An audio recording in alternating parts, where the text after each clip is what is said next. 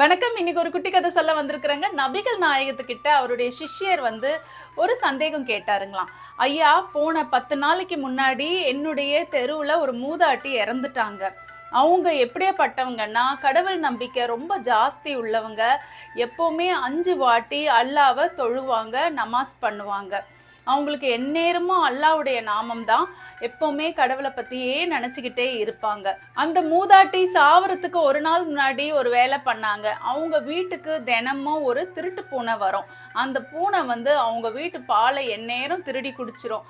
அன்னைக்கு அது வசமா அந்த மூதாட்டி கிட்ட பால் திருடி குடிக்கிற நேரத்துல மாட்டிக்கிச்சு.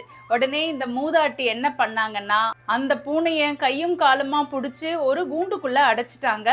3 நாள் அந்த பூனைக்கு சாப்பாடு தண்ணி எதுவுமே கொடுக்காம இருந்தாங்க. அந்த பூனை 4வது நாள் இறந்து போயிடுச்சு. அந்த பூனை இறந்ததை பார்த்த உடனே தான் அந்த மூதாட்டிக்கு ஒரு திருப்தியே வந்துச்சு. பூனை இறந்த ஒரு சில நாட்களிலேயே இந்த மூதாட்டியும் தவறிட்டாங்க.